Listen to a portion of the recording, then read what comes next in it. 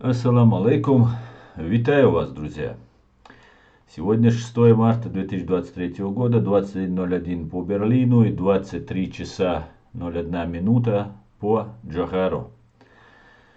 23:01. Да, друзья, стрим у нас идет, как обычно, на YouTube канале Human Rights Center Ичкерия Аслан Арцуев, и стрим идет у нас в ТикТоке Аслан Арцуев. Друзья, вас всех приветствую. Максим, Тип, алейкум салам, витаю, всех витаю. Мавидин, Адам, Вилпис, Асламбек, Аслан, Хамзат. Всех приветствую. Алейкум ассалам, Шавига, Мокши, Маши, Уолешу, Юсупов. Алейкум ассалам. Мокши, Маши, Долешу. Друзья, вы, наверное, все видели то видео, которое я выложил у себя в YouTube канале буквально пару часов назад, где стоит мужчина в небольшой вырытой яме, вроде могилки, и курит сигарету. По всей видимости, ему разрешили выкурить сигарету перед расстрелом. Его снимают на камеру русские оккупанты и предлагают ему что-то сказать. Последнее слово его звучит так: «Слава Украине». Садисты и военные преступники, которые расстреливают пленного, безоружного человека, в ярости расстреливают его.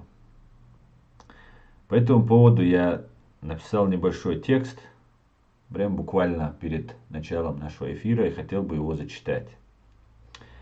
Как человек, чья национальность и религия были порой предметом нападок и подавления, не могу не почувствовать солидарность и сочувствие к украинскому воину, который оказался в таком трагическом положении. Его героизм и преданность своей родине, несмотря на угрозы и насилие, восхищают и вдохновляют. Этот человек превзошел нас всех в своем подвиге, вступая в бой за свою родину и готовясь умереть за нее. Его последние слова «Слава Украине» говорят о его любви к своей родине и верности своим идеалам. Верю, что все люди, независимо от своих национальных и культурных различий, проникнутся духом героизма к украинскому воину и народу. Мой голос присоединяется к тем, кто чтит и помнит память этого героя. Для меня он стал символом того, что никогда не стоит уступать своим идеалам и продолжать бороться за свои права и свободу. Верю, что этот герой всегда будет в нашей памяти, а его дух и преданность вдохновят нас победить чекистское зло. Миллионы людей на земле со слезами на глазах отвечают тебе, украинский воин. Героям слава! Слава тебе, украинский воин!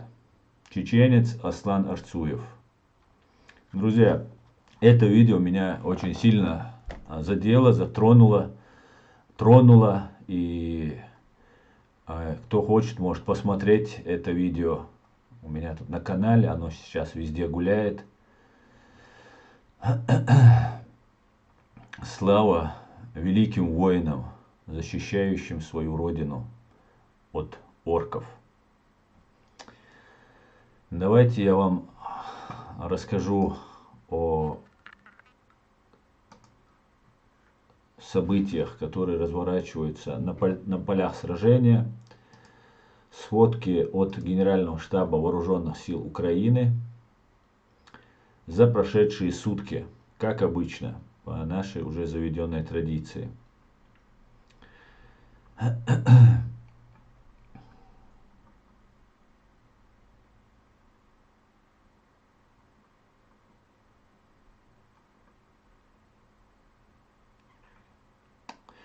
За прошедшие сутки на 6 марта 2023 года с 24 февраля 22 года. Уничтожено 650 оккупантов. Итого их число достигло 153 770. 9 танков за прошедшие сутки уничтожено, 11 боевых бронированных машин, 7 артиллерийских систем, 2 антиаэркрафт, 15 БПЛА оперативно-тактического уровня, 8 автомобильной техники и цистерны и 2 спецтехники. Слава Украине!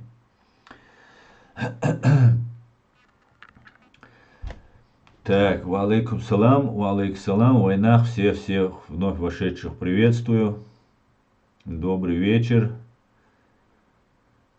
Спасибо за понимание и поддержку. Взаимно, пожалуйста. Так. Аслан, присоединяюсь. Это видео разбивает сердце.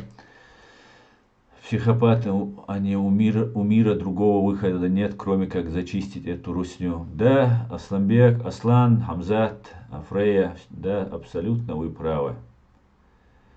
Файт Израиль, шалом, всех приветствую. Эд Мамедов, салам всем свободным людям. Салам, Эд, витаю тебя. Бамут Чири, ва алейкум салам. Всех я вас, друзья, витаю. Всех я вас приветствую. Друзья, пишите ваши комментарии, ставьте лайки и распространяйте ссылку на наш стрим. Пусть больше людей узнают правду. Нам всячески пытаются мешать. Я вновь и вновь вам повторяю об этом. Вы должны об этом знать. Добрый вечер с Израиля. Шалом, Бойко. Шалом, Израиль. Последние слова украинца показали непримиримость РФ. Да, Мадина, совершенно верно. И силу духа украинцев. У украинцев не только современнейшее, мощнейшее оружие, которое поставляется им со всего мира. У них есть дух, который не уступает их силе. И это самое главное.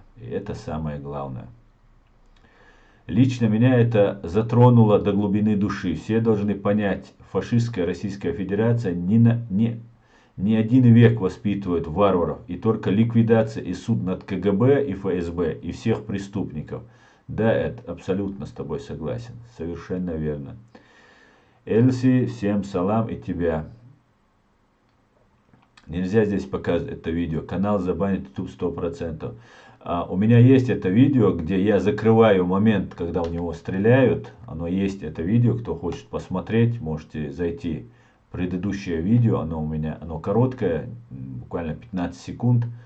Оно есть в разделе коротких видео. Он ушел как герой. Да, совершенно верно, Эльси. Он ушел как герой. Да. Так, друзья. Сегодняшний свой стрим я назвал «Кадыров отравлен». Как мы помним, мне уже все на это обратили внимание. Кадыров в последнее время очень сильно распух. Уже не помещался в свой телефон.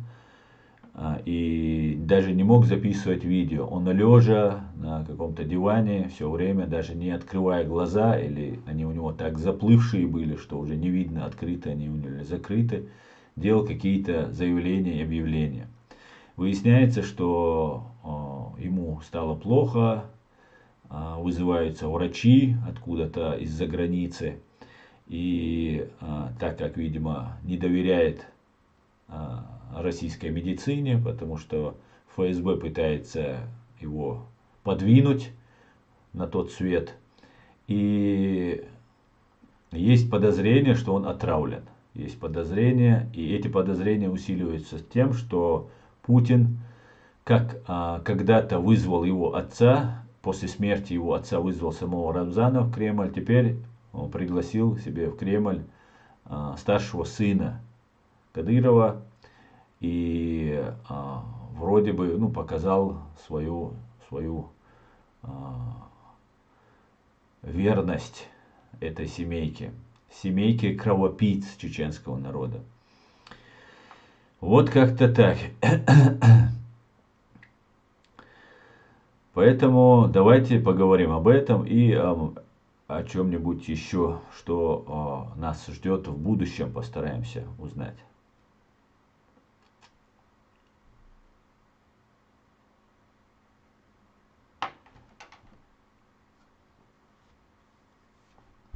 Я видел его и не закрытым. Да, Амзат, оно есть в WhatsApp, везде оно распространяется.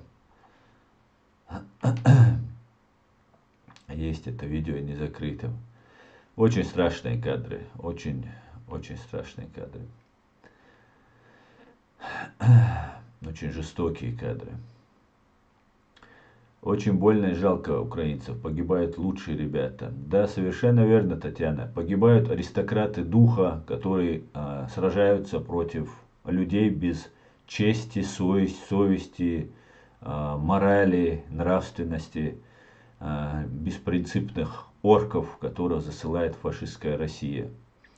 Дишним алейкум ассалам. Мокшай дик адал бухастам машволь. Да, я помню, МР, мистер АРСГ, когда убили вот этого мента в Дагестане, и он сказал: работайте, братья.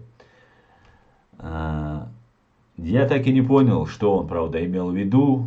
Имел ли он в виду: работайте, братья, тем, кто его хочет расстрелять, или же он передавал привет своим ментам, так и осталось неясным.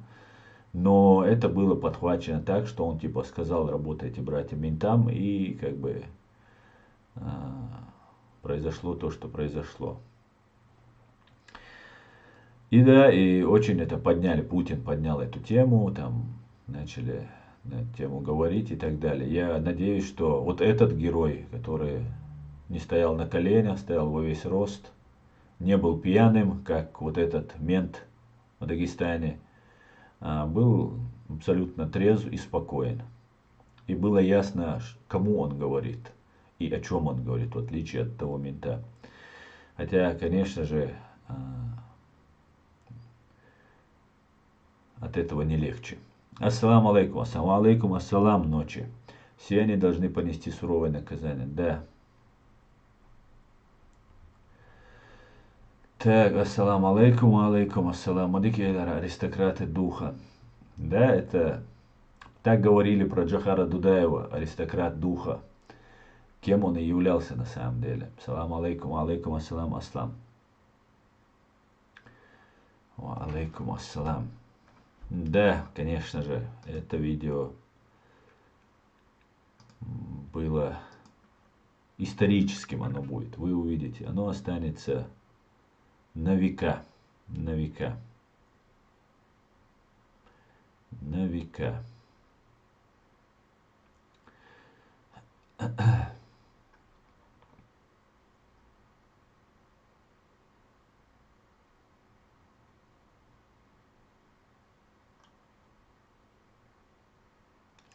А вот буквально вчера мы смотрели видео, как Супермен, супергерой нашего времени, хладнокровный хищник, украинский храбрый воин, один ведет битву с БТРом и с орками в небольшом своем окопе, как они поливают его огнем, расстреливают его из мух, гранатометов одноразовых. А он спокойно, буквально 2-3 метра, бегает в одну сторону, в другую и стреляет по ним из подствольного вот этого гранатомета. Мы видели, как он ведет себя абсолютно спокойно, и это говорит о том духе. А войны выигрываются не оружием, а духом. А дух у украинцев есть. Слава Богу.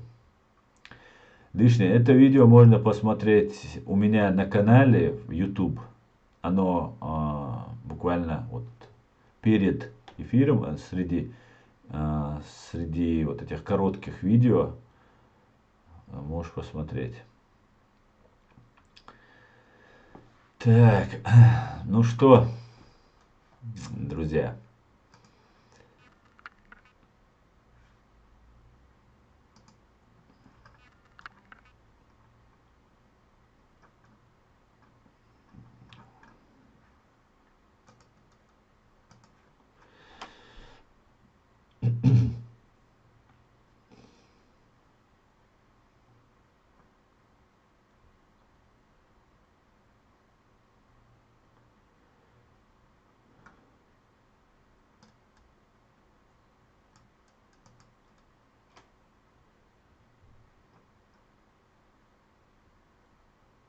Да.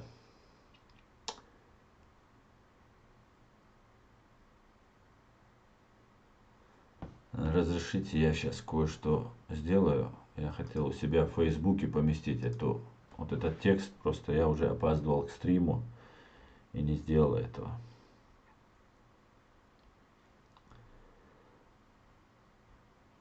Буквально одну минутку, друзья.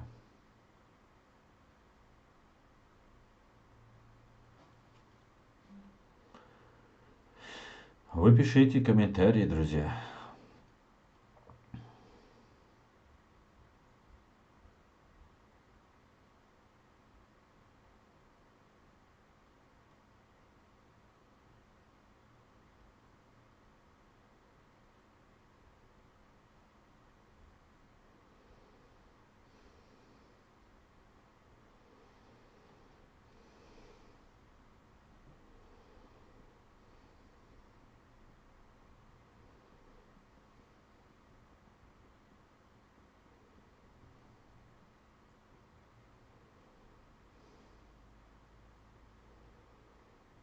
Сейчас, друзья.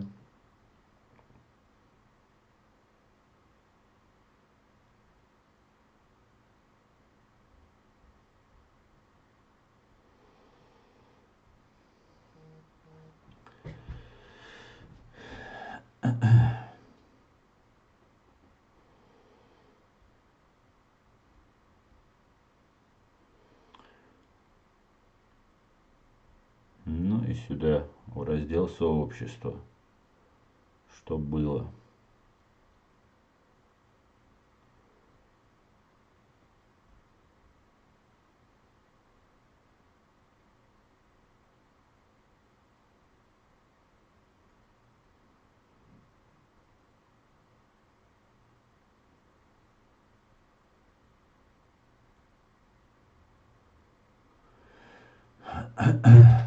Так.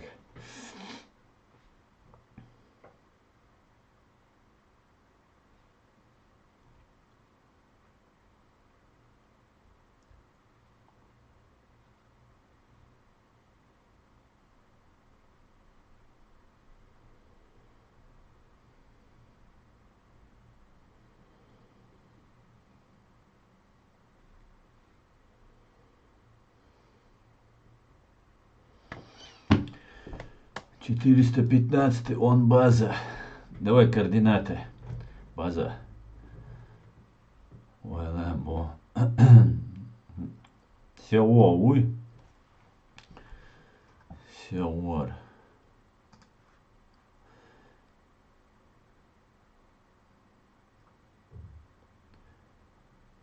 Слава Украине, слава мужественным защитникам Украины, героям слава, слава свободному народу Ичкерии, героям слава. Ассаламу алейкум, братья. Ва алейкум ассалам, Асколя. Про проблемы со здоровьем Кадыркина слухи исходят. Как я вижу в новостных лентах от Закаева. Интересно, откуда у него такие детальные сведения. Файтер, я не знаю, откуда у него, я его не смотрел. Я от других услышал эту информацию. Может быть, со ссылкой на него они мне ее и дали. Но я слышал не от него и не читал я от него эту информацию. Откуда у него? Ну, не знаю. Он очень тесно общается с разными людьми, которые находятся, и в том числе в Чечне, в том числе в российских структурах. Поэтому, может быть, он оттуда и получает ее. Ва алейкум ассалам, Питер. Всем привет, Николас, привет. Привет. Так, поклонник Байдена к нам зашел.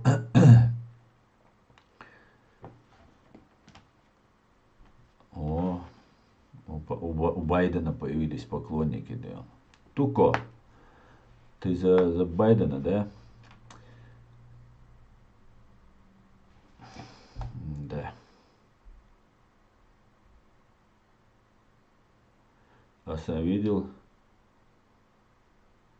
Видел просто. Ну, не видел я, ну, то, что вот он говорил что-то, да, там, видел, а так больше не видел. Что это там, стукач российских спецслужб говорит, мне абсолютно как-то все равно. Пришли все разрушили, поубивали наших детей. Ради чего? Ради своего царя. Да, такие вот они, красавцы. Такие вот. Их задача а, нанести людям зло, принести им горе. Вот абсолютно необъяснимые, абсолютно такие садистские, маньяческие такие наклонности. Не знаю просто, как это можно объяснить. Абсолютно аморальные товарищи. Так,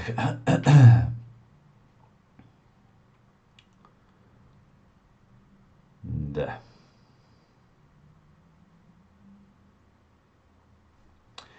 Да уж. Так, друзья, вы комментарии не пишите, ну и не пишите. Буду сам тогда, сам с собой буду разговаривать. Элтах, слава Байдену. Und Олштос, eller Олштос.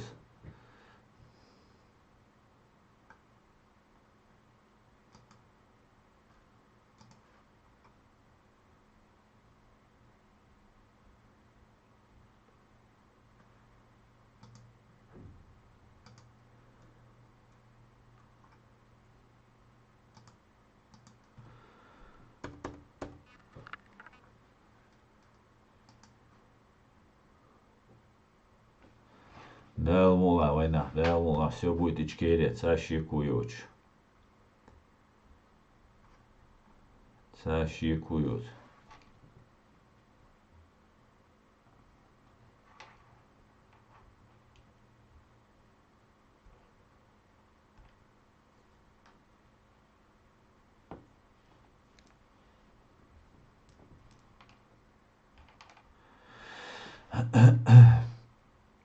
Как ты видишь будущее Чечни, демократии или шариат?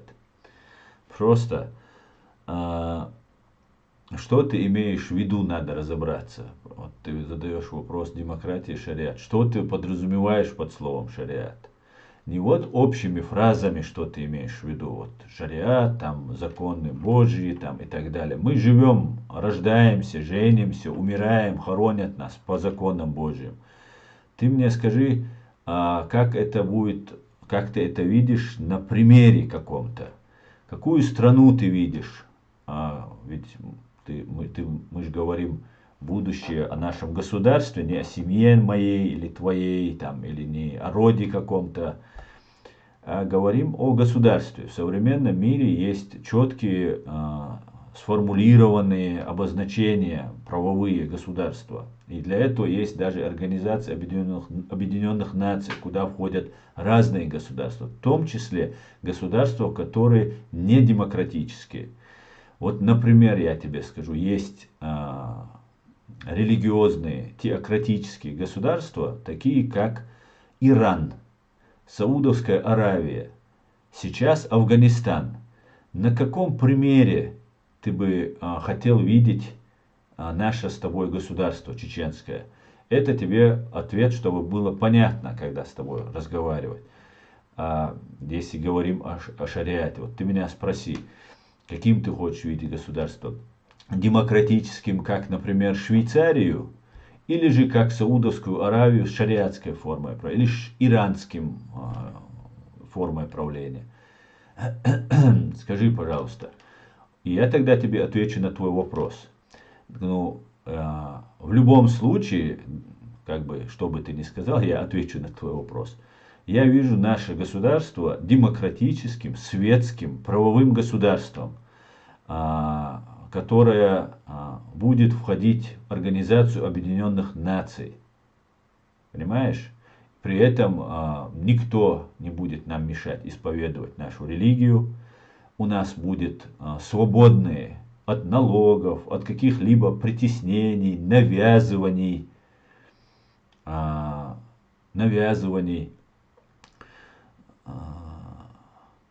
религиозное толкование, изучение религии нашими учеными, религиозоведами или священнослужителями. и будет их охранять покой и их возможность осуществлять свои религиозные обряды, будет охранять чеченская милиция, полиция, чеченские спецслужбы, чеченская армия, чеченские законы, чеченское государство. Вот об этом я и говорю просто. Когда мы задаем вопрос, вот как ты его задал, вкратце, мне его много раз задавали, сейчас ты его не первый, кто задает. И потом выхватывают какие-нибудь вещи из контекста, и потом говорят, он там это сказал, он это сказал. И простых людей, которые не очень понимают сути вопроса, сути проблемы, их дурят, обманывают. Очень большая работа ведется в этом направлении. Не только против меня, а против всего нашего гражданского сообщества чеченского. Всячески пытаясь как-то нас бить с толку, разобщить там и так далее, и так далее. Вот видишь, Тука, например, не хватает у него мозгов переварить это, его голова уже разболелась. Потому что даже вот этот небольшой объем информации, который я выдал, для него это уже непомерный большой труд. Он может только воскликнуть «Слава Байдену!» и все, и попросить меня повторить его. Больше ничего не может. Поэтому у него уже голова разболелась. Шутка, конечно. А так, не шутка, что он написал, но шутка, что у него она разболелась, наверное. Поэтому у нас есть своя конституция, у нас есть свое государство. И мы должны это государство укреплять, охранять, созидать, развивать. И для этого мы должны иметь полномочия, стать так называемым субъектом международного права, то есть участником международных отношений. Мы должны иметь своих представителей, легитимных представителей, которые будут заседать в Организации Объединенных Наций, которые будут заседать в Европарламенте, которые будут представлять нас в ПАСЕ и других высоких кабинетах, высоких международных институтах. Вот для этого нам нужно свое государство. Россия же, чтобы не дать нам возможность управлять своей судьбой, своей религией, своей культурой, своим языком, который в 2010 году ЮНЕСКО занесен в список исчезающих языков. И языки, которые сейчас не используются в интернете, да, в транскрипциях, вот нет этих языков, эти языки могут исчезнуть, как может исчезнуть чеченский язык. Слава Богу, мы не дадим ему, дай Бог мы ему не дадим исчезнуть. Но не просто так наш язык занесен в список исчезающих языков. И вот это нам все надо хранить и сохранять. Так, Асан, я уже салам дал всем. Отравили чекисты. Болезнь Кадырова прогрессирует. Когда ждать наследника? Вот я думаю, салам Диор Машволь, я думаю, что Кадырова, вероятно, отправили. Недавно произошел такой похожий случай, да. Молодые же люди, по идее, да, до 50 лет, Абдиалаудинову, Кадыркину, относительно молодые люди. Мы уже не молодые, конечно, но и нельзя сказать, что вот здоровье с учетом их возможности следить за здоровьем и учетом того, что доступ к медицине у них есть, был, по крайней мере, раньше. Ну, у них лучше, чем у кого-либо другого. То Абдиалаудинову отравили, якобы. Или отравили, или нет. Теперь что-то случилось вот с этим. Не знаю. Не знаю. Понятие милиция, полиция вообще не должно быть так же, как и их самих. Ну почему же, Аслан? А кто же будет поддерживать правопорядок в нашем, например, государстве? Конечно же, должна быть полиция, должен быть шериф. Я вот за такую систему правоохранительных органов. обязательно должна быть. Без полиции, без правоохранительных органов преступления есть всегда. Они, к сожалению, есть в нашем обществе, хотя преступность в нашем обществе, она минимальна, но она имеет место быть. Для этого нужны следственные органы, высококвалифицированные, современные следственные органы. Должна быть разведка, должна быть полиция, проводятся какие-нибудь крупные общественные какие-то мероприятия. Кто должен охранять? Милиция. Появились террористы. Задержать, уничтожить, да, из России. Будут нам закидывать, пробовать вновь и вновь. А как же по-другому? Так. Может, окружение Кадырова поработали? Может быть. Может быть. Да, да, сейчас они набегут. Вы не удивляйтесь, друзья. Сейчас в ТикТок набегут разные вот эти ФСБшные российские вот эти тролли, которые будут сейчас писать кучу гадостей. Это у них заведено. Я их пока не баню, чтобы они нам не мешали развивать канал. Потому что если их сильно банят, мне сказали, что это очень плохо. Ну и плюс фиксируем всех. Так, друзья, давайте почитаем комментарии. Здравствуйте, Асан. Не могу найти ваш канал реалити. Живу в России. Георгий, мой канал реалити заблокирован на территории фашистской России. И, к сожалению, вот такая вот ситуация. И сейчас пока вещание идет на канале Аслан Арцуев, а тот канал реалити, он временно приостановлен, так как получил 2 страйка. И я пока пытаюсь спасти сам канал и закрыл все видео. Поэтому пока вещание еще январь, март, апрель, ну еще пару месяцев, наверное, не будет на том канале вещания. Пока буду вещать тут, вы здесь можете найти. Кстати говоря, друзья, я вас всех прошу подписаться на мой другой запасной канал. Он называется Аслан Арцуев против террористов ФСБ. Если кто может, можете мне закинуть. Сейчас я сам это лучше сделаю, чтобы не возникли. Лучше это, наверное, сделать с телефона. Сейчас, одну секунду, дайте мне пару минут, чтобы я мог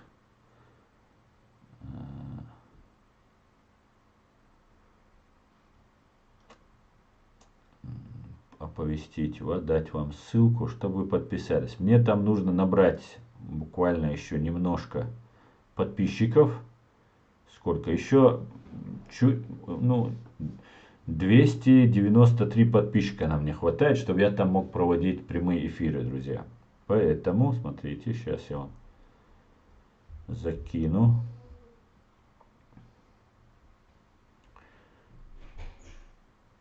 Один момент.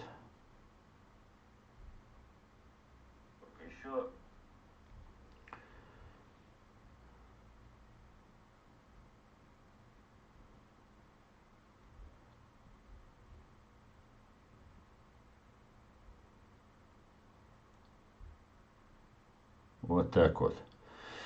Вот этот, ну так, он здесь у меня есть, в Ютубе есть. Нужно сейчас его, минутку, закинуть и в ТикТок тоже. А как мне, сейчас я по-другому сделаю, как в прошлый раз.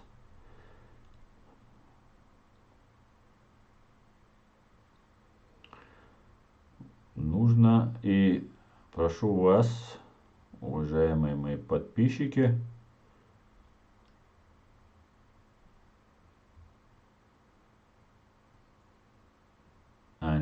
нет, получился. Так, в ТикТоке тоже я сейчас выложил ссылку. Я вас прошу подписаться, друзья, потому что мой канал в любой момент может быть забанен, потому что мешают всячески.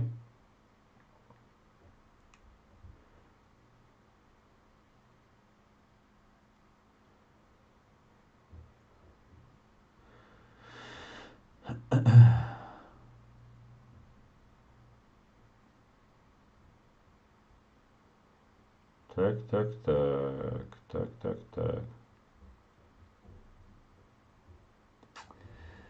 Прошу подписчиков, этих своих модераторов, вот эту ссылку как-нибудь сохранить. А почему она тут не появилась? А вот она тут у меня не появилась. А почему так? А здесь появилась.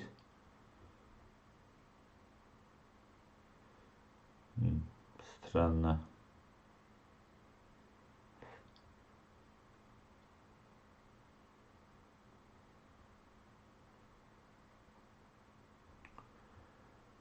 Странно, странно, странно.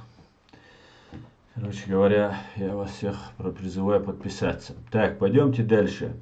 Евгений, Сюрдик, хуль, вечер добрый. Аслан, всем чате. Дал вызел, Евгений, Юэль, Сюрдик. Украинцев убивают за то, что они украинцы. Такой же геноцид, какой был в Чечении. Да, Хамзат, совершенно верно. Убивают чисто по этническому принципу, признаку. Слава Украине, славочке, героям слава. Ичкерия, свободное, демократическое, унитарным государством. Да, Аслан, спасибо, что показали нашего героя. Это много значит для нас. Искренне благодарю. Мы вместе, Хорзум. Слава Украине. Так. Ичкерия, свободная, демократическая страна. Пусть шариат будет в каждом доме у народа. Нохчи свой сам. Нохчи, адат, образ жизни, 90% шариат. Хочу сказать, что в 1918 году состоялся бой под Крутами. Украину защищали 300 студентов против 3000 ублюден. Все наши воины погибли, 28 пленили. Григорий Пипский успел спеть пару строчек гимна перед расстрелом. Слава героям!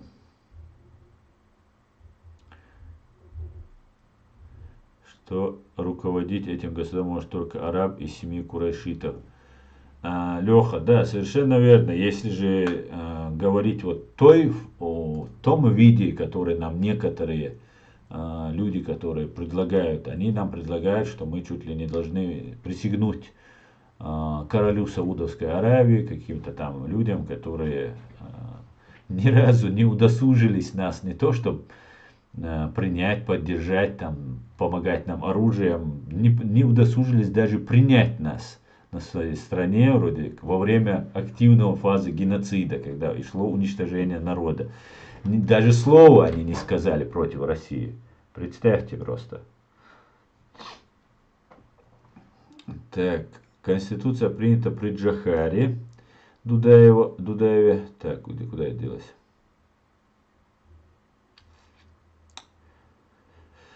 Да помилует его Господь миров. Другое нужно отвергнуть и не принимать. Следовательно, страна становится их колонией. Да, совершенно верно. Нам предлагают стать не просто колонией, подданными предлагают нам стать. Представьте, некоторые. Но это вообще, конечно, утопия. Невозможно это чеченцам предлагать.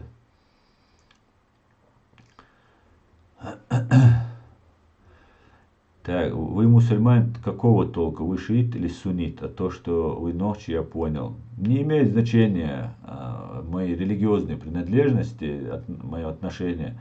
Давайте не будем об этом сейчас. Теперь каждый раз, когда я буду слушать клич «Слава Украине», я буду вспоминать этого героя Украины с львиным сердцем и буду гордо отвечать героям слава. Да, Хамзат. Так. Я закреплю вот это сообщение, друзья. Подпишитесь на него, на этот канал. Салам алейкум, Асан. Как говорил один из политиков прошлого, русские все вещи называют славянским, чтобы потом ее назвать русским. Ва алейкум ассалам. Да, совершенно верно.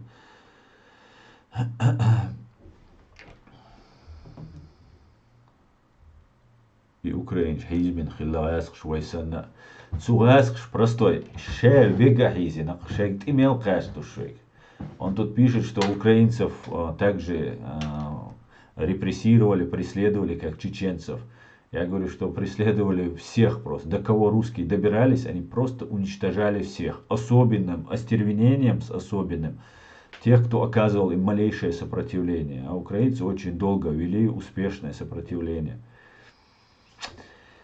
Так, этот герой прямо плюнул русским оккупантам в лицо перед смертью, когда сказал «Слава Украине». Да, Кендо, совершенно верно. Он просто уничтожил их. Он уничтожил вообще все вот это всю российскую пропаганду о какой-то силе, мощи русского оружия там и так далее, и так далее. Он уничтожил их морально, он их победил. Он ушел непобежденным, он победил их, когда уходил.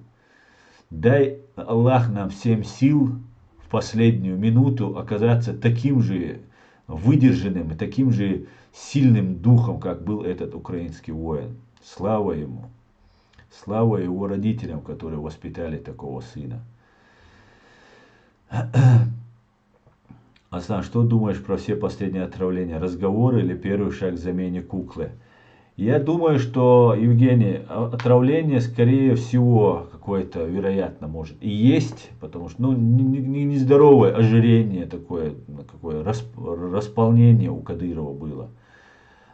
Поэтому Кадырова, скорее всего, уничтожат. Я ему еще год назад предлагал, 1,5 года, по программе защиты свидетелей с американцами, я его могу спасти.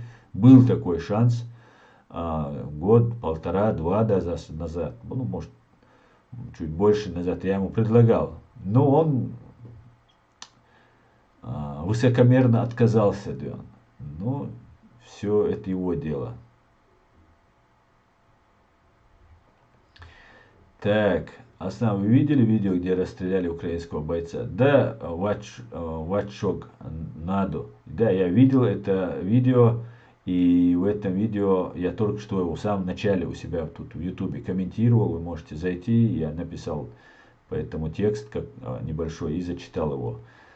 Да, конечно, я видел. Так, подождите, здесь было сообщение от Диора. Аслан, может, ситуация уходит из-под контроля? Путин боится Кадырова и отравили? Нет, я не думаю. Я уверен, что Путин не боится Кадырова. Наоборот, он на него рассчитывает. И он ему верный слуга. И, возможно, конечно же, исключать вариант, что Кадыров просто заболел, да, люди умирают и в 40 лет, и в 30, и в 20. Все возможно, но я почему-то склонен считать, что его травили. Не раз, вот за раз отравили, а вот потихонечку его подтравливали. И в конце концов вот его довели вот до этого состояния. Хотя, может, употреблял какие-нибудь запрещенные препараты, может быть, переедал очень много. Как его не посмотришь, любое его видео, вот так он сидит, да, что-то там ковыряется, достает оттуда, там постоянно что-то ест, короче, такой упитанный. Потом мы помним, что он еще употреблял, когда качался первое время, он там решил раскачаться, стать крепким, здоровым. И, видимо, колол какие-нибудь препараты. Они тоже, говорят, очень вредно влияют на здоровье. Все, что угодно может быть, я не знаю. Говорят, что вы атеист. Говорят, кур даят. Смотрите, у меня есть YouTube канал. Меня не просто атеистом называют, меня воинственным, что врагом мусульман называют. Стукачи и агенты КГБ, ФСБ. У меня мой канал, когда я начинал, просто мне говорят, что я потомок Орти Чермоева, потому что моя фамилия Арцуев, а какой-то раньше, более 100 лет назад или 100 лет назад был российский офицер Орца Чермоев. Правда, они забывают, что Чермоев это фамилия, а Орца имя. И моя фамилия тогда была бы Чермоев. Так можно просто всех поименно обвинять. Ну и еще люди, которые обвиняют меня в атеизме, не удосуживаются просто элементарно предаться логике. Например, у меня тут в YouTube канале вверху, самом верху написаны строки из Корана. Явилась истина и сгинула ложь. Воистину ложь обречена на погибель. Я верю в эти слова. Я верю в эту книгу священную. И люди, которые мне задают этот вопрос, они выглядят, по крайней мере, не сказать кретинами, но выглядят, глупыми, как минимум. Поэтому это очень много распускается про меня слухов, еще будут, и даже после моей смерти будут распускаться эти слухи. Поэтому ничего нового для этого нет. Вот, Ребель, я полностью с тобой согласен по поводу обращения к вот этому чуваку, да. Ассаламу алейкум, алейкум ассалам. Правда, что сын Кадырова был на приеме у Путина? Да, была такая фотография. Не хотел вас задеть. Извиняюсь, если что. Нет, вы не задели.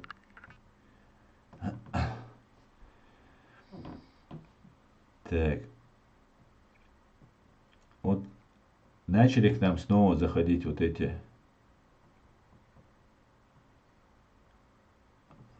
пустые товарищи.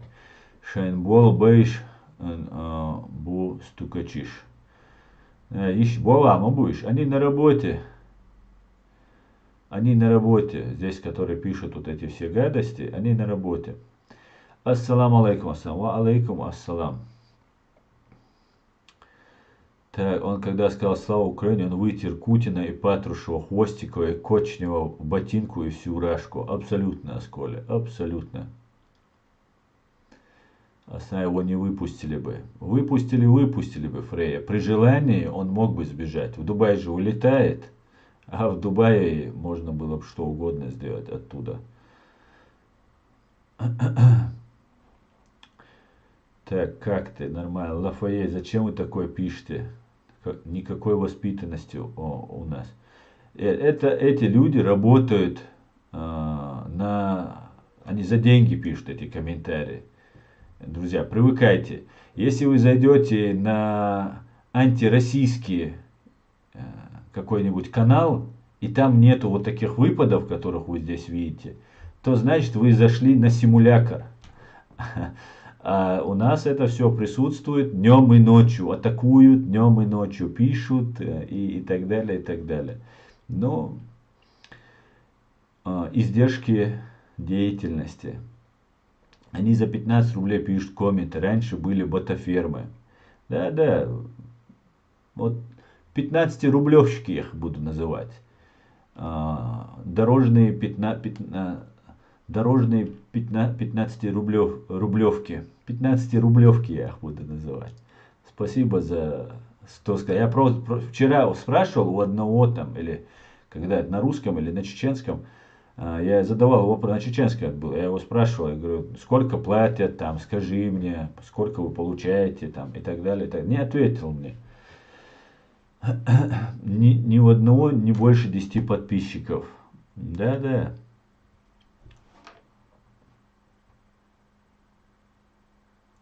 Ассаламу алейкум. Хонох чича муджаэч туан беш болшхена хинсан ниет долш вайцеро. Ва алейкум ассалам.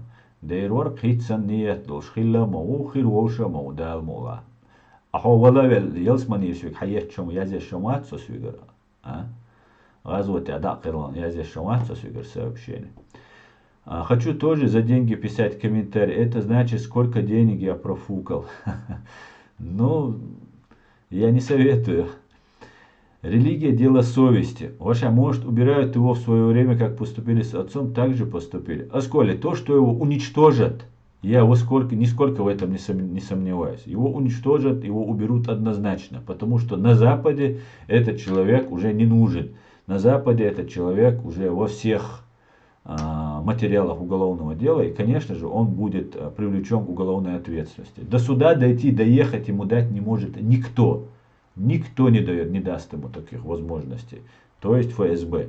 Потому что в Чеченской Республике совершались страшные преступления от имени Кадырова. Но не всегда Кадыровым и его людьми.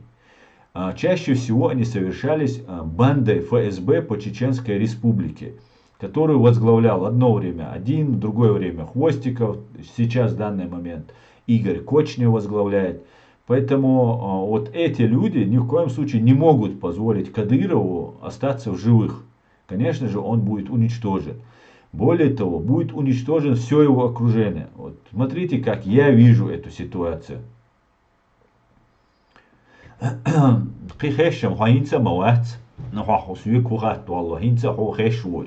Анонимно комментарий я здесь ашвал. Волк ислама мощный никич как мы говорим.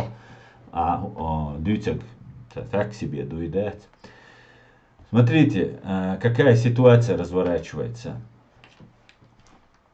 В советское время, как и сейчас в Украине, КГБ УССР, так и во всех других регионах, КГБ делало ставку на самых подлых, на самых продажных, алчных людей и тем самым управляло это общество. И реальными теневыми правителями любых народов являлись сексоты, стукачи или агенты КГБ, в данном случае в настоящее время ФСБ. Так развалился Советский Союз. Если вы обратите внимание, почти в каждой Советской Республике на руководящих постах были люди КГБ. Также произошло и в РСФСР, так называемой. В Чеченской Республике было то же самое. Но когда разваливался совок, появилось такое небольшое веяние, как сейчас. Это дух свободы появляется.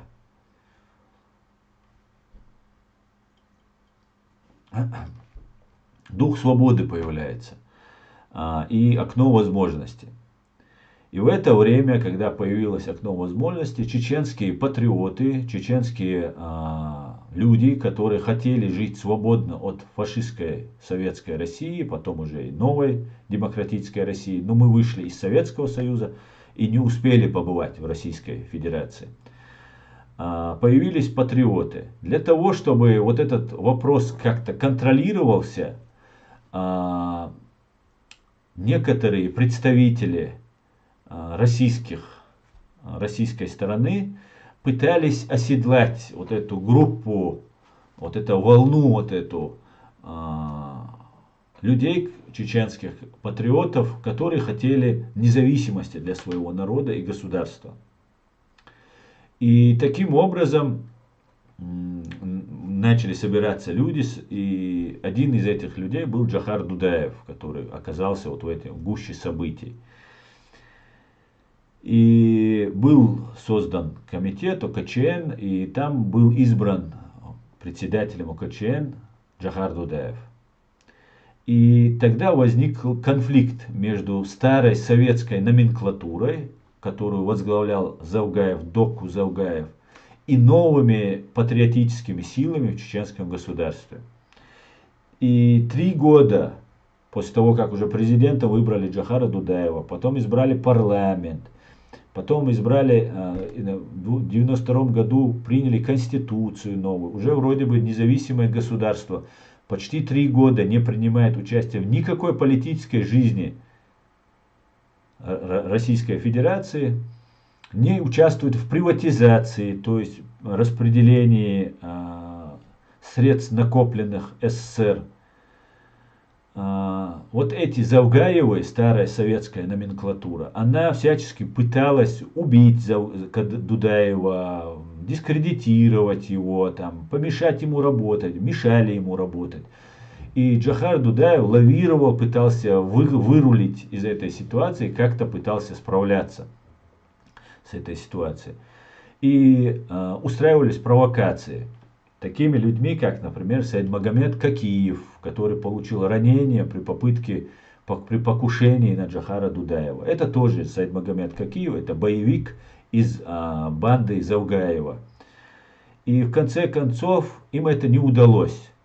И тогда вот эта старая номенклатура КГБшная, она обратилась к российской власти, и был такой директор, глава ФСБ Московской области, ФСК тогда это называлось, Севастьянов, который собрал Кантемировскую и еще какую-то там дивизию танкистов, посадили сверху оболваненных и не оболваненных, реально прорусских чеченов. 26 ноября отправили их на штурм Грозного. Они были разбиты на голову просто. И через 2 недели, 11 декабря, русские фашисты уже открыто вторглись на нашу страну. С тех пор началась Первая русско-чеченская война. Вы все прекрасно, чеченцы, это знаете. И После кровопролитнейшей, тяжелейшей войны, после 2 лет войны, после гибели президента, лучших из лучших наших сынов и дочерей, после разрушения всей инфраструктуры, убийства около 120-140 тысяч граждан Чеченской Республики, Первую русско-чеченскую войну, был заключен мир, позорный мир для России. Мы принудили Россию к миру. Затем началась с новой волной, КГБ начало провокации против чеченского государства, но так как не было единого лидера, которого поддерживали, как Джохара Дудаева, Аслан Масхадов оказался не очень искушен в политических вот этих играх и интригах, и фактически был ведомый разным своим окружением, которое состояло в том числе, уже после Первой русско-чеченской войны, он был избран президентом, в том числе его окружение состояло из людей, которые входили в ту советскую КГБшную номенклатуру. И другие чеченцы, которые вместе сражались, Аслан Масхадов, как начальник генерального штаба, не воевал, он как бы какую-то роль выполнял, но все бремя войны лежало на воинах, которые сами разрабатывали операции, сами проводили эти операции. Мартовская операция была проведена без Аслана Масхадова. Августовская победная операция «Джихад», так называемая, она, или «Возмездие», я не помню точно, как она называлась, она была проведена по аналогии вот этой мартовской операции и так далее, и так далее. И русские сели с нами за стол за переговоров. То есть сели они с Асланом Масхадовым за стол переговоров.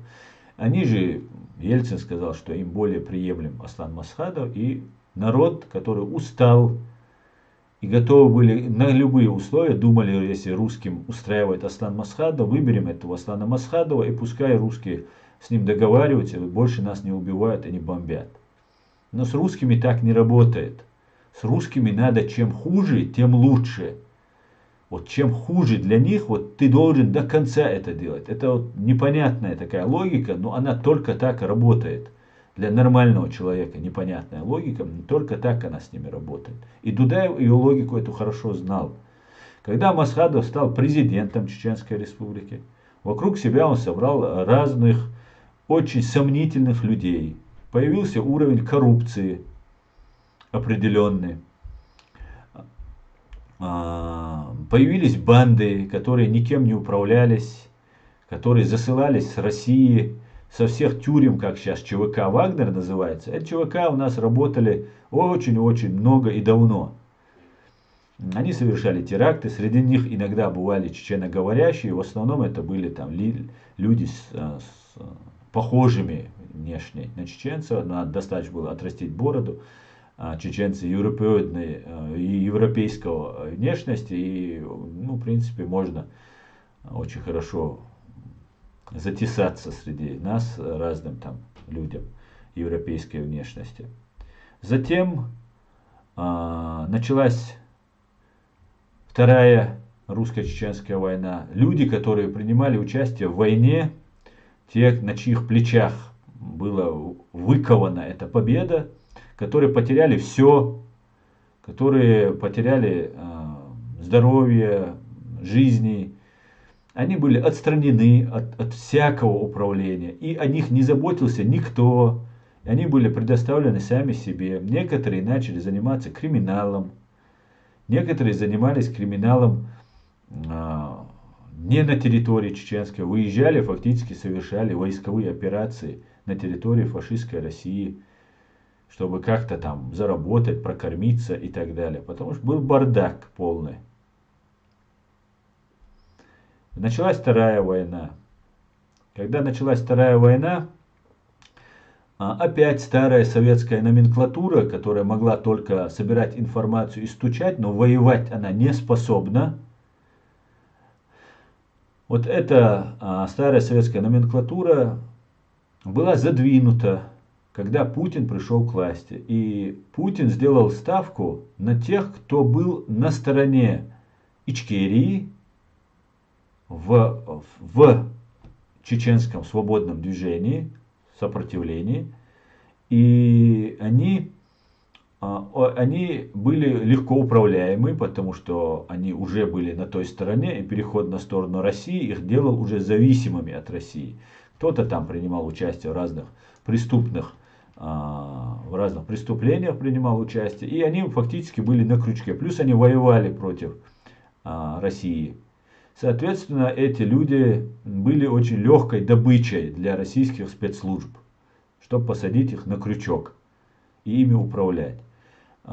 Почти все начальники уголовного розыска в 16 или 18 районах Чеченской Республики, начальники милиции, по-моему, да, которых вновь назначали, или начальники уголовного розыска, я могу ошибаться, по-моему, начальники милиции, которых назначались, они были в розыске, в федеральном розыске России. Вот люди, которые под гарантией Ахмада Кадырова, а Ахмад Кадыров был религиозным деятелем, муфтием при Аслане Масхадове, который предал Аслана Масхадова. И вот эти люди под гарантией Ахмада Кадырова, а он умел и на религиозной почве, и обладал человек умом, надо признать, несмотря ни на что, в отличие от своего сына, это был умный человек, хотя и был подлый, но был очень умным человеком. Он умел убеждать, он умел разговаривать, умел строить интриги, плести интриги. И он таким образом вынуждал людей сдаваться. И сейчас они продолжают это делать. Вот эта работа у них с тех пор и не прекращалась. И вся ставка была КГБ в лице Путина, который управлял этими процессами, была сделана ставка на него. Но другая часть КГБ и военные, которые реально несли потери, которые реально убивали большую часть чеченцев, они были недовольны ставкой Кадырова на Ахмада Кадырова и взорвали его на стадионе, который охранялся ФСБ.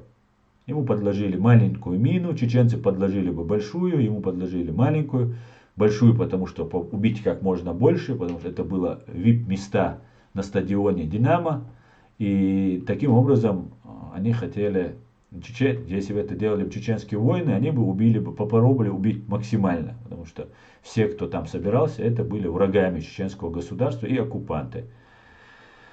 Убит был Ахмад Кадыров, убит был случайным камушком от взрывной волны его заместитель, Исаев, по-моему, фамилия, и генерал Баранов, ему оторвало ногу. Вот, и еще были пострадавшие, и, наверное, и среди зрителей, я всего этого не знаю, но вот минимальные были потери по сравнению с что можно было бы сделать. И Путин, чтобы иметь контроль над Чеченской Республикой в своих руках, им нужны были чеченские воины, чеченский народ, как воин им нужен был, которыми все свое время правления Путин прикрывался от генералитета КГБ и военных вокруг себя. Таким образом Путин создал свой ЧВК. Как Пригожинский был создан ЧВК, я это называю ФСБшная банда кадыровцы. ЧВК, конечно, громко и для пригожинских, и для этих. Это просто банды, которые ФСБ всегда имела свои банды. Вот эти вооруженные банды армии были созданы под руководством Кадырова. Затем, как мы знаем, почувствовав свою безнаказанность, Путин пошел в Грузию, стал Владимиром собирателем земель русских, возомнил себя реально великим полководцем, великим собирателем земель русских. Почему они русские, я так и не понял. В Грузии оттяпали часть территории. Потом начали думать об Украине. Нам говорят, что там, они сейчас говорят, что это была не агрессивная война, что они там, это американцы все сделали, там Запад сделал. Ничего подобного. То, что это не сделали американцы, одно заявление Джохара Дудаева, сделано в 1995 году, легко опровергает, что еще в Крыму будет бойня, еще под вот этим славянизмом русские будут пытаться украинцев втянуть в свое пространство. А ситуация была следующая. Им нужно было создать новое, они создали уже, они уверовали в то, что они новое дворянство, что они будут своим детям из поколения в поколение передавать эту власть, и вот они будут управлять вот этим всем советским пространством. Нужно было присоединить Украину, Беларусь, Казахстан и страны Азии, которые тоже есть. И потом уже, собрав вот эти все народы вокруг себя, объединив их, с Украиной не должно было так долго затянуться, максимум там несколько недель захватить власть, город, Киев, столицу, а после этого, бегающих партизан вести руками украинцев борьбу против их партизан. Это как раковая опухоль, когда организм сам себя уничтожает. Руками украинцев уничтожать украинцев. Так они делают в Чечне, так они делают, любые империи делают везде и всюду. И после этого поставить мир перед фактом, что в Организации Объединенных Наций находится не Российская Федерация, а СССР. Так и есть. В Российской Федерации, Организации Объединенных Наций нету нигде. Есть СССР. А СССР распространяется до половины Берлина. И так было договорено после Второй мировой войны между Сталином, Рузвельтом и Черчиллем. И вот такой был план. План разрушили украинская армия, украинский народ. Мы дали время взрастить вот это украинское поколение, оттягивая силы на себя, столько лет держась. Украинцы оказались достойными последовательными в этом пути, достойными. И вот мы видим то, что видим. И тогда пошел другой план. Кадыров, Путин становятся людьми уже токсичными. Они непригодны для того, чтобы в мире с ними кто-то разговаривал. Кадыров и Путин преступник. Их так прямо и назвали. Больше с ними никто не будет иметь дел. Они будут утилизированы. И как это и заведено в банде ФСБ, они очень хорошо мимикрируют. У них нет никакой доктрины. Они могут быть сегодня господами, а завтра могут быть слугами. Без тени зазрения. И вы можете прекрасно это увидеть после распада Советского Союза. Самая мощная организация КГБ в 91-92 годах ушла в тень, как они говорят, заползла под корягу и занималась чем угодно. Крышеванием ларьков, охранниками у ресторанов и так далее, и так далее. Притворялись, что они такие слабые и так далее.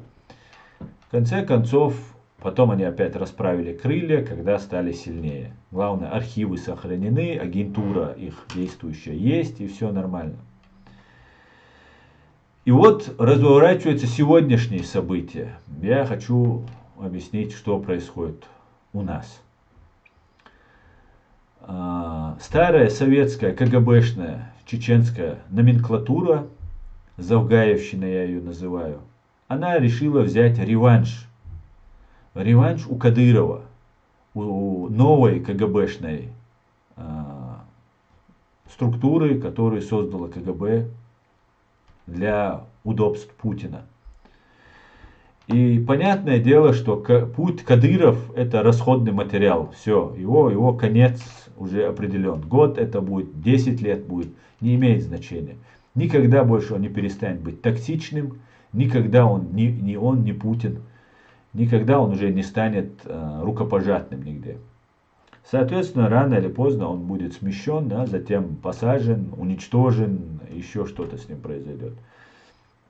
И вот старая советская КГБшная номенклатура решила взять реванш. Для этого она уже 2 раза пробовала побеждать в боях против свободных чеченцев раз, потом она схлестнулась, проиграла она против свободных чеченцев и ичкерийцев, потом она схлестнулась с кадыровцами за власть, Кадыров их очень сильно унизил, убил, реально совершал страшные преступления по отношению к ним, вот этой советской номенклатуре КГБшной, унижал, снимал все это на камеру и много-много чего с ними вытворял.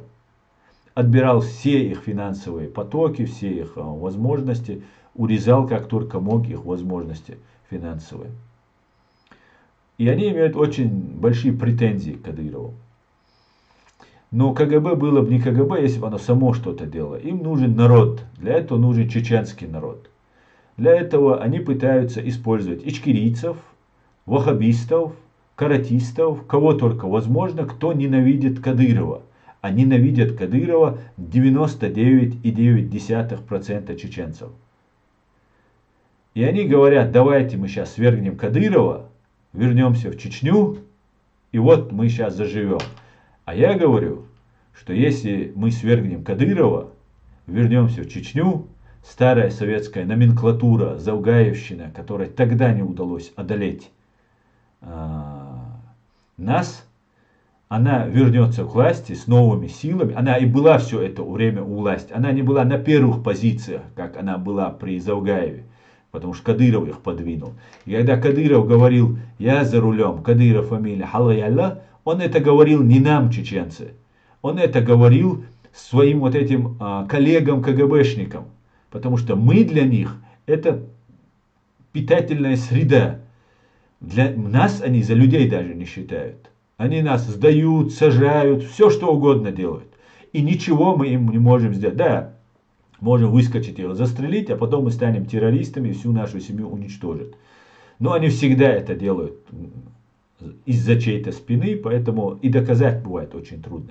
А КГБ, полиция и так далее всегда их прикроют, потому что это их люди. Всегда решается там наверху, быстро все решается и вопрос закрывается. И теперь им нужно при помощи нас свергнуть Кадырова. Кадыров же, понимая, не только Кадыров, когда я говорю Кадыров, я имею в виду его окружение. У него есть близкие ему доверенные люди, которые также повязаны кровью, не только его семья, но еще другие товарищи. И эти люди тоже будут уничтожены.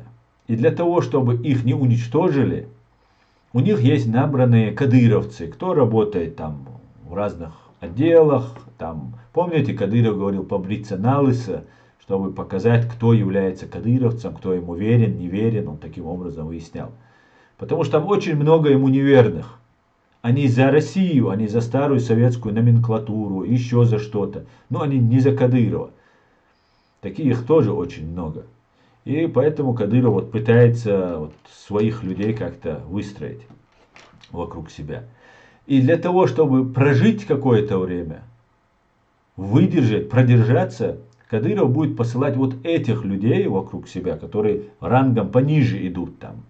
Какие-то там бойцы полка Ахмат, какие-нибудь там другие, третьи, кого только возможно задействовать.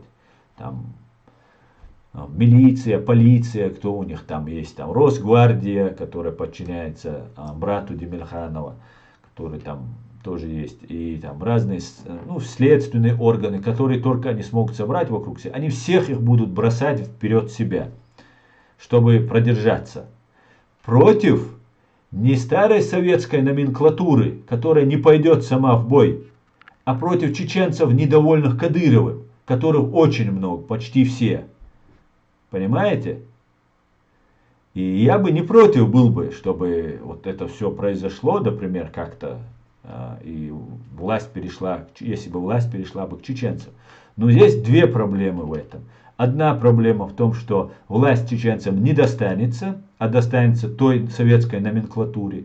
Всех, кто примет участие против Кадырова в надежде, что они получат свободное государство, и потом будут настаивать на этом, будут уничтожены, так же, как они уничтожат Кадырова. И второе, что произойдет, произойдет резня Кадыровых. Их будут вырезать, их будут доставать просто из разных мест, откуда только возможно. И всех их будут просто вырезать. Даже тех, кого нельзя убивать, будут убивать. Для того, чтобы новая КГБшная, старая КГБшная номенклатура, возвращаясь, становясь новой властью, не оставила следов, потому что они все это время наравне с Кадыровым совершали эти преступления. Даже если они лично не пытали и не убивали. Они вместе с ними держали наш чеченский народ в повиновении для России. В итоге те преступления, которые совершили кадыровские, а там не все совершили страшные преступления, есть отдельная группа убийц там и так далее. Потому что 20 лет уже оккупация, 23 года. За это время люди выросли, которые вообще никогда, даже не было войны. 20-летние сейчас идут служить этой людоедской системе. Их будут тоже уничтожать. В итоге получится то, что совершенное кадыровскими бандитами, а оно, наверное, 1, 2, 3% от всех преступлений. Кадыровское – это 1, 2, 3 процента от всех преступлений, совершенных фашистской Россией, ее банд-армией, ее бандой ФСБ, ее бандой полиция и так далее, и так далее. И чтобы все это скрыть, будет совершено еще большее преступление над кадыровцами, так называемыми кадыровцами. То есть всеми, кто не подчинится к новой власти или просто окажется на пути. А убивать их должны чеченский народ. Получится так, что их керчердук и дарерч бувает. Таким образом, о нашей независимости, о нашем человечности, о нашей Адамале речи быть вообще не сможет. Это будет отодвинуто в далекий план. Мы опять перенесем страшные страдания. Миру мы покажем себя головорезами и убийцами, а Россия это очень хорошо преподнесет. Как чеченцы вырезают Кадырова, они будут говорить, какие же они молодцы, как они отомстили. И одновременно показывая резню, которую совершают их КГБшники, их агенты КГБ, убивая какую-нибудь очередную семью кадыровцев, в том числе женщин и детей. Так это будет. Женщин и детей будут. Вот эта старая КГБшная номенклатура будет вырезать вот этих кадыровцев. Я против этого. Мы, чеченцы, свободные чеченцы, предлагаем следующий вариант. Только политическим правовым путем. Сейчас будет суд над фашистской Россией. Над теми, кто совершает преступления, совершает преступления против Украины. Наш кейс, чеченский кейс, будет рассматриваться наравне с украинским кейсом. Уже готовится международный трибунал. В Львове уже 3-й день сегодня проходит собрание, съезд именитых, очень именитых и не очень юристов, прокуроров со всего мира. Мы, чеченцы, демократы, ичкерийцы, не дадим ни одному преступнику уйти от ответственности. Но мы хотим, чтобы это было сделано цивилизованно, чтобы нас приняли в Организацию Объединенных Наций, а одно из условий принятия ООН – это миролюбивое правительство, миролюбивое государство, только такое может быть признано. И не совершить преступлений, которые померкнут перед теми, которые совершили раньше над нами. При этом уйдут от ответственности 97% русских и старая КГБшная номенклатура уйдет от ответственности. Понимаете? Чтобы меня поняли правильно, я еще хочу, потому что могут выставлять керчлящие, ездящие. Вот как это надо сделать. Вот как нужно подойти к этому вопросу. У нас все основания есть. Мы должны просто иметь выдержку, хладнокровие, материалы уголовного дела и вот такими шагами двигаться. Когда будет суд, который будет в Львове, в Америке, в Англии, здесь в Германии будут судить тысячи, возможно, десятки тысяч военных преступников, совершивших преступления против Украины, против Грузии, против Сирии, против Чеченской Республики Ичкерия. Так вот, в это время, когда мы это будем делать, мы можем осудить в том числе тех преступников, русских военных преступников, и вот эту советскую Завгаевщину, которые тоже причастны, и у нас есть доказательства на них. Конечно, кого мы не найдем доказательства, того мы не сможем судить. Потом у нас будет еще свой национальный суд, это тоже никуда не денется. Но тогда мы уже будем иметь свое государство, тогда мы будем иметь свои правоохранительные органы, органы следствия, судебную систему, где мы сможем это делать в соответствии с законом. Чем выгодно некоторым людям, которые работают сейчас на Россию, но они не убивали чеченцев. Им выгодно, что они не будут новой КГБшной номенклатурой, Завгаевщиной, которую нам предлагают сейчас навязать, которую сейчас пытаются нам навязать. Я уверен, из этого ничего не получится. Им нужно будет стать перед ними на колени, вот перед этой новой КГБшной властью, и быть в составе России. Если же, или же кадыровцы их будут бросать вперед себя, и они будут уничтожены. Либо они попадут под закон люстрации, если на них нету крови чеченцев, и они будут сидеть у себя дома. Они могут заниматься бизнесом, они заниматься своими другими делами, но никакого государственного управления или в правоохранительные органы они попасть не смогут. Если они помогут чеченскому государству, будут содействовать свободному ичкерийскому государству, они могут получить амнистию. Это тоже предусматривается законом люстрации, который может распространяться. Кого-то можно будет амнистировать сразу же, кого же можно будет амнистировать через 5 лет, через 10 лет, через 3 года. Все в зависимости от того, как это будет развиваться, и в зависимости от людей. Потому что может оказаться, что среди людей, которые сейчас являются там во власти, кадыровской так называемой, вот этой администрации, могут оказаться люди, ну или около этой администрации, сомневаюсь, что есть, которые все это время являлись там агентами свободных чеченцев. И нам на суде, например, они представят доказательства, что они сделали столько-то хороших, добрых дел. И эти люди тоже должны будут освобождены. Кроме тех, на ком есть кровь. Но для того, чтобы не было резни направо и налево, женщин, детей, а это не будут делать просто чеченцы, это будут делать КГБшники, чтобы берда, гейндахтис и халардина кума дотигает.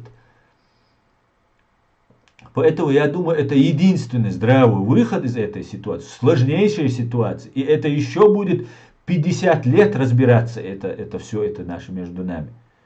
Но сам факт, что не будет вот этой резни, которую нам сейчас, например, они не говорят об этом. Но мы знаем, что будет, потому что только так это развивается. Только так логика событий может развиваться. Потому что старая Завгаевщина, номенклатура КГБшная, она совершила не меньше преступлений в отношении чеченского народа, и им нужно будет как-то себя обезопасить. Все воины, которые сражались против России, они не смогут вернуться на родину. Если они вернутся на свою родину, эти люди будут выявлены, и самые опасные для России или для вот этой новой КГБшной власти, новой старой КГБшной власти, они будут представлять для них угрозы. И они будут уничтожаться по одному, вместе, где-то как-то что-то будут их выдворять, уничтожать и так далее. Если мы попробуем на вот эту новую советскую КГБшную, старую новую КГБшную власть, которая уже будет властью, признана на Западе и так далее, прикоснуться пальцем, мы будем террористами, которые покушаются на представителей власти. Понимаете? И самое главное для меня, 300 тысяч убитых наших граждан, останутся неотмщенными. Мы не сможем назвать преступников по именам. Мы не сможем даже, которые умерли. Мы их должны на века вечные печатью установить, что это является преступник, который убил 300, совершил геноцид над чеченским народом. Это и контрибуции, это и компенсации, и выплаты, и так далее, и так далее. Вот от этой ответственности Россия хочет уйти. Благодаря, при помощи вот этой старой советской КГБшной номенклатуры. Вот к чему мы идем. Вот к чему мы хотят нас привести. Но у них ничего не получится, я в это верю.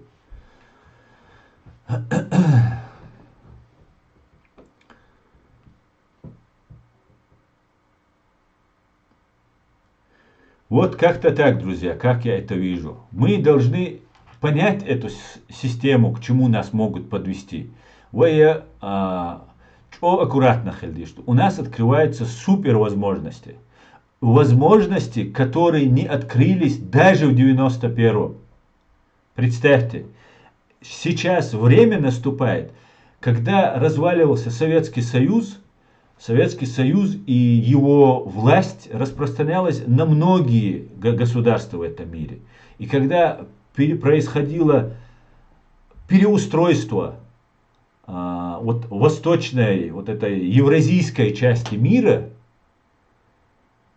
у нас появилось окно возможностей, где мы смогли юридически оформить многовековые чаяния, стремления нашего народа. Во главе с Захаром Дудаевым на современный лад, в правовом смысле, идеально мы все подготовили и сделали.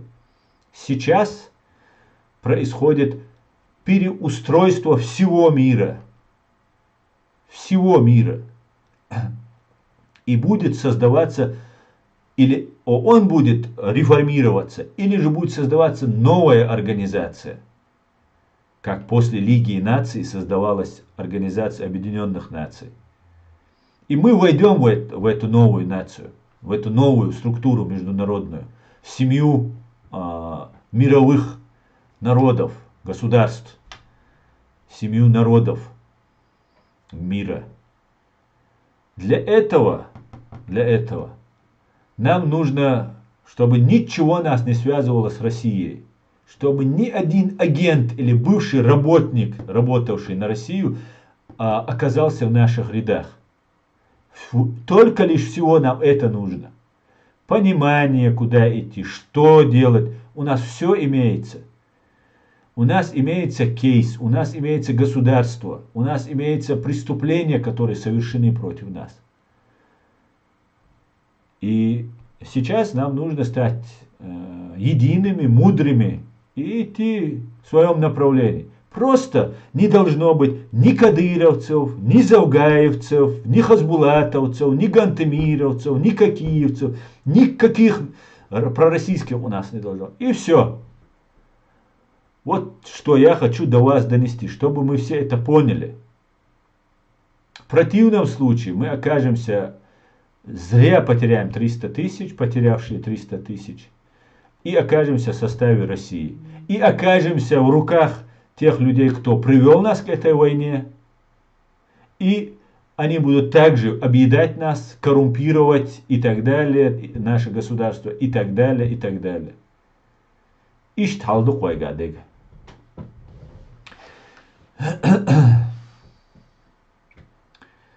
Давайте почитаю ваши комментарии.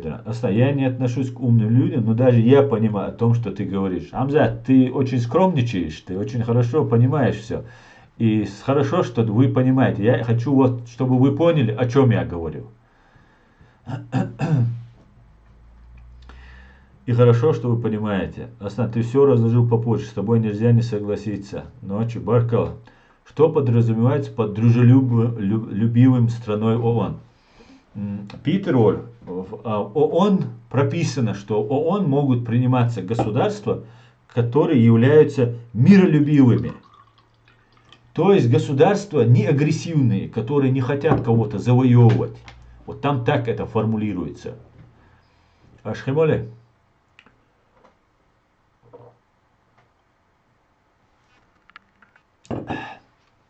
Правильно, Аслан, только суд, да. Асад, ты всегда руководствуешься логикой, но забываешь, что мы имеем дело с Россией, про которую Бисмарк сказал подробно, предельно ясно, ничего из тобой перечислено не сработает. Анархист, ты очень правильные замечания делаешь иногда, очень часто делаешь, скажем так. И тут тоже я согласен с тобой в части, что русские не придерживаются логики. Но дело в том, что русских, имперских русских, спрашивать никто не будет. Если мы будем не в упряжке, нас мир вообще, Англия, Америка, Германия, это правовые государства. Они не исходят от внутреннего желания того или иного политика. Да, иногда, конечно же, они не всегда следуют своим ценностям, декларируемым и так далее, но это правовые государства. И для всего мира, в правовом смысле, мы являемся частью России. Мы не должны себя никак дискредитировать, будучи рядом с русскими. Понимаете? Если ичкериец, называющий себя ичкериец, там, кто угодно, свободный чеченец, находится рядом с русскими, то он россиянин для всех. И с ним имеют дело как с россиянином. Мы должны просто не дать повод миру нас хоть как-то ассоциировать с Россией, с русскими. Если этот русский среди нас есть, он должен быть однозначно не имперцем, однозначно он должен быть за независимость Чеченской Республики Ичкерия и наказание виновных в преступлениях, совершенных против чеченского народа и государства. Вот в таких условиях среди нас может быть русский.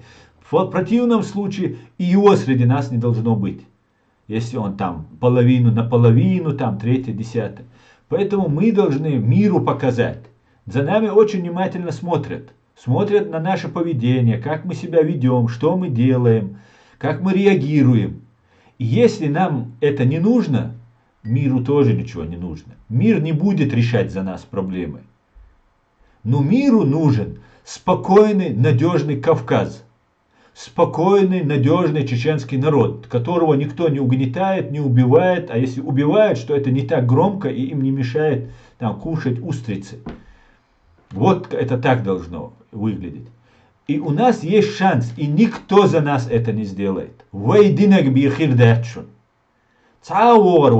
нам помогут. У нас есть друзья, очень надежные друзья, очень верные друзья.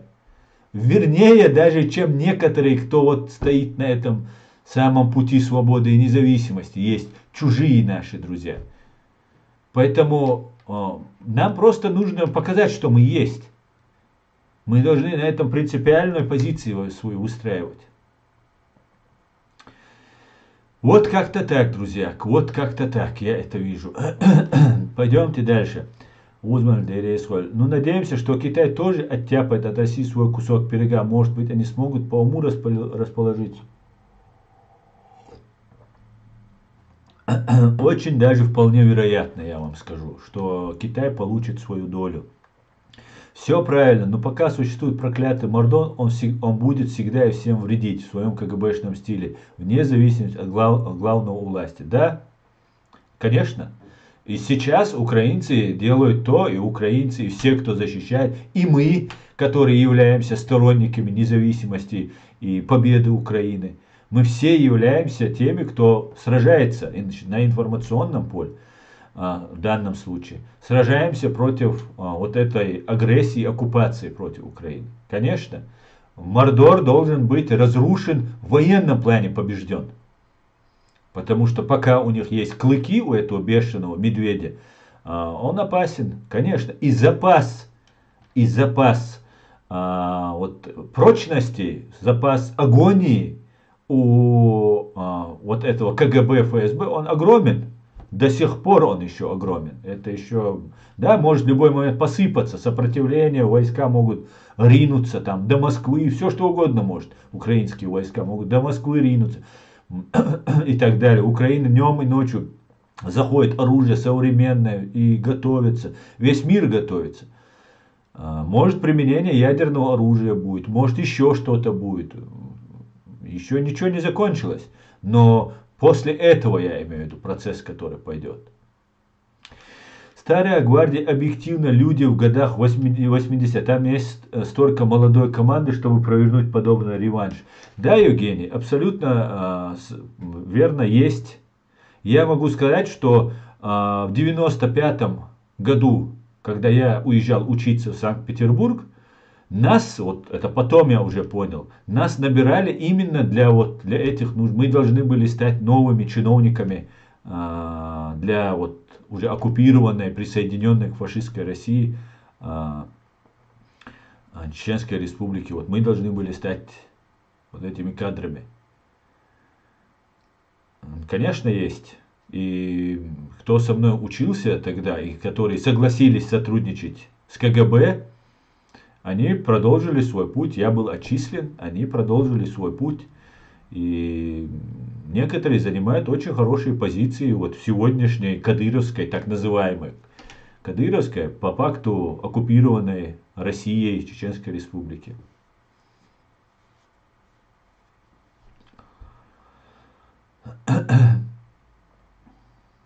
Так, давайте дальше. Нам не нужен хаос. В хаосе мы дадим возможность ушлым уйти от правосудия. Совершенно верно, Хамзат. Совершенно верно. А что аккуратно дадишь? Как на минном поле мы должны? Вот этот вопрос решать. Саоли торваться. Валла воли торваться. Войниц хочешь. Ин преступление. Хаахуш. И цадается преступление. Воли торваться. Ночить и анинек. Но если мы начнем творить беспредел, мы потеряем вот эту всю независимость, все это затраты, которые мы понесли, они будут напрасны.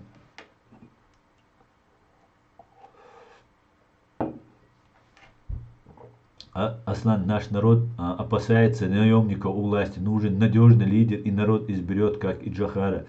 Да, Кибор, конечно, нужен надежный Тишми, Нахбизвань. Ведь Джохар, ведь мы говорим Джохар, Джохар, а мы не знаем сотни и тысячи героев безымянных, которые делали с Джохара Джохаром.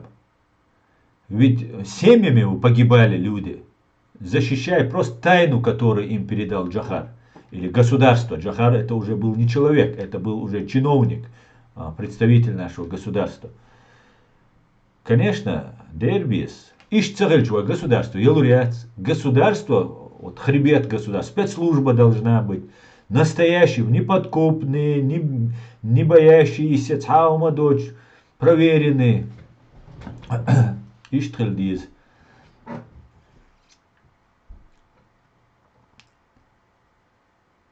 Чего там, ФСБшный бот атакует тебя? Да, по всей видимости. Но я не читал, сейчас посмотрю, где он. Independence. Поддерживаю, все верно. Так, давайте почитаем, что у нас в ТикТок.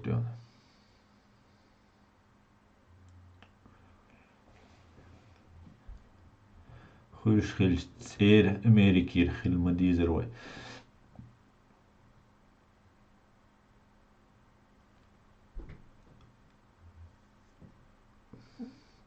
Так.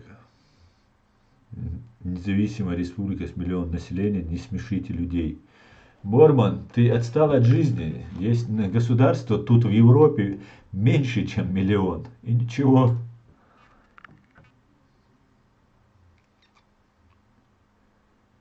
Ой, давно потеряли все, говорит. Это твое мнение. Асна, что ты думаешь про Хасбулатова? Хасбулатов уже умер, поэтому особо говорить я не буду, но скажу, что человек был россиянином, который ничего не сделал, имеет такие колоссальные возможности для своего народа. Хорошего я имею в виду. Плохое у него есть. Ему, по крайней мере,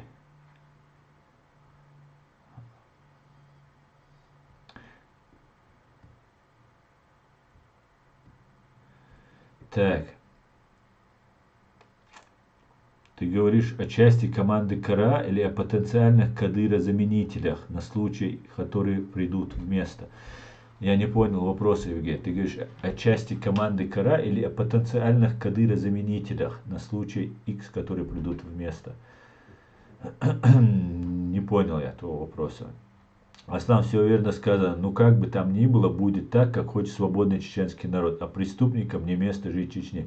Да, Адам Польский, будет как хочет чеченский народ, но это чеченский народ должен знать, что он хочет. Понимаете?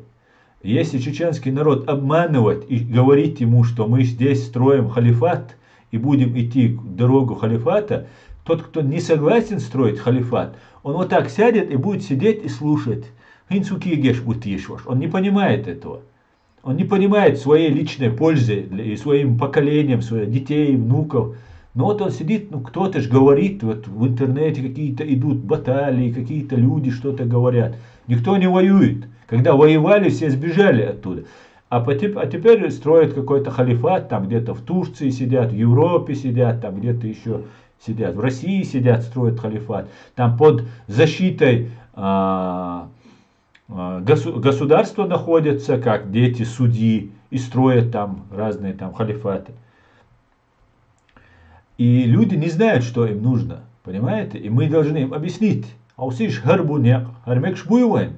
И должны сесть люди, которые скажут свое мнение, потом они должны поспорить, возразить друг другу. А если мы пойдем так, ухирду, а потом вот так пойдем, ухирду, а иштрах, ухирдувай, и прийти к какому-то единому мнению, понимаете?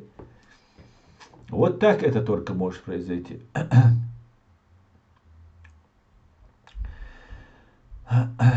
Нужно объяснять людям. Нужно объяснить. И когда чеченцам мы объясним, что мы чеченцы не как русские. Мы чеченцы люди, каждый генерал, как говорил Дудаев, и каждый герой. Просто ему четко нужно объяснить, что ему нужно в этой жизни, для того, чтобы у него и ему, и его народу было хорошо, и его государству. И он это сделает лучше любого другого. Ему больше ничего тебе не нужно давать. Ты ему дал идею, объяснил, как идти, показал, что это приведет к лучшему. Он будет это делать, вот самый верный и надежный человек он будет, потому что он в это верит. И нужно разъяснять, я вот этим и занимаюсь. Если я не прав, вы должны выходить и говорить со мной: Аслан, здесь ты не прав, здесь это неправильно, здесь мы ведем в пропасть свой народ, это невозможно, или это возможно, и так далее, и так далее. Я наоборот вижу супер открывающиеся возможности, супер потенциал в этом мире. Если мы сможем заручиться поддержкой, будучи никак не связаны с русскими, вообще никак, русские это спецслужбы, получается, сразу же нарисовываются. По себе я понял, как ты здесь занимаешься, кто к тебе приходит, обязательно связан с русскими спецслужбами. С одного крыла КГБ, с другого крыла КГБ, ГРУ, МРУ, там еще какой-нибудь У. И вот мы должны, нас увидит Запад не как приложение к России, а как отдельный независимый субъект. И они с нами захотят иметь дело. Вот нас так должны увидеть, например, США. США сейчас арестовывает миллиарды, 340 миллиардов арестовывают. Еще продолжается, каждый день идут аресты счетов русских, разных вот этих хапуг, бандитов и казнокрадов, и преступников. Это наши, в том числе наши деньги. Нам Россия должна 1 триллион долларов. И таким образом, если у американцев есть эти деньги, у американцев есть сила, возможности, знания построения государства. Если мы заручаемся их поддержкой, а мы заручаемся только если мы никак не связаны с Россией, как независимые представители своего народа, все, мы можем идти дальше и развиваться. Там уже созидать, строить и так далее.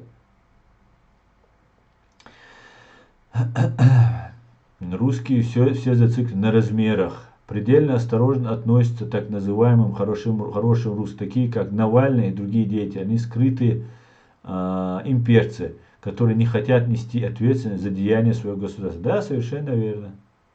Абсолютно так. Мы их близко не должны подпускать, понимаете? Никого. Тот, кто имперец, он не должен рядом с нами находиться. Аслан, со словами «Слава Украине» на уста погиб украинский воин. Его расстреляли русские орги. Да, я в самом начале говорил о нем. Да, слава этому герою. Аслан, я имел в виду твой ответ о подготавливаемой конторой молодой команде. Евгений, она постоянно готовится, вот эти люди у них подготавливаются и делаются. Но на местах за время нахождения, вот, будучи агентами, они же потомственные агенты, они начинают иметь определенную власть.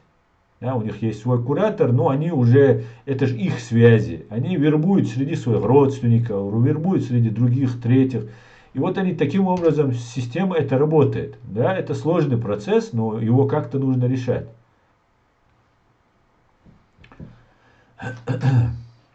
Асна, я имел в виду твой ответ, а так. Правда, что Кадыров болен? Что ты ему пожелаешь? Я пожелаю ему быстрее на концерт к Кобзону отправиться. Россия это Франкенштейн. У него союзников больше, чем нам кажется. Даже из числа тех, кто вроде был бы в коалиции против России. Имперским ядом пропитан весь цивилизованный мир. Да, но и от этого избавляются. Кто хочет халифат, это скрытые агенты Кремля. Уверен 90% в этом, говорит Пр-И. Как Кадыров болен, у него вроде на днях свадьба была сына. Ну, леди, вот такие слухи распускаются, я не знаю. Многие россияне спрашивают, чем плоха империя, как бы вы ответили на вопрос? Если говорить о Российской империи, я когда говорю про империю, я всегда вкладываю именно вот Российскую империю. Она не то, что плоха, это самое ужасное, что может быть на земле. Это подавление, это уничтожение, ложь, обман, насилие, зло, горе. Вот все, что в этом хорошего. Хороший русский every 200. Так. Давайте почитаем комментарии. Ассаламу алейкум, саму мокшо. Ва алейкум салам, дику.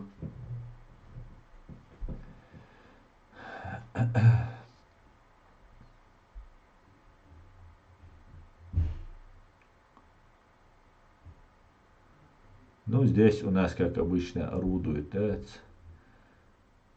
никто дел.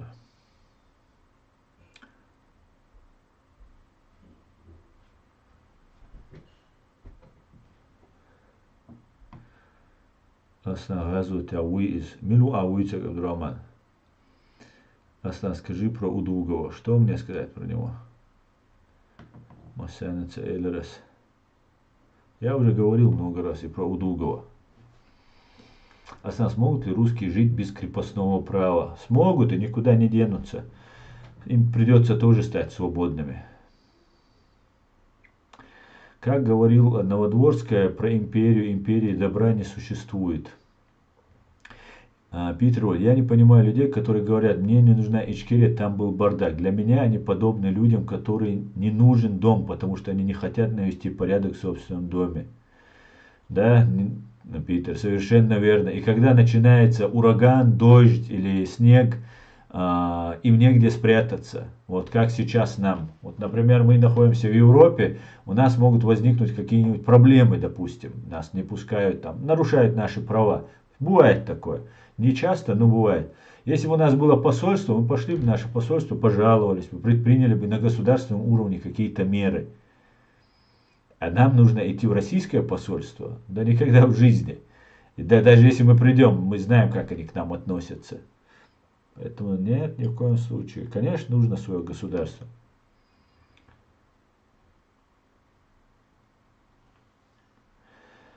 Хотят ли русские стать свободными? Вот это другой вопрос. Сомневаюсь. Ассаламу алейкум. Алейкум ассалам, странник. Машуой. Друзья, мы уже почти час 50 в эфире. Я думаю, если я смог немножко хотя бы разъяснить позицию свою и видение свое, уже полдела.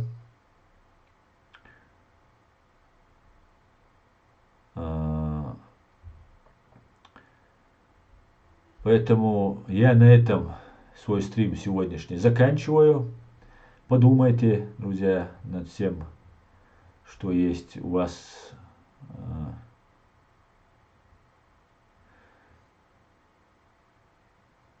Сейчас я отвечу на парочку вопросов из ТикТока.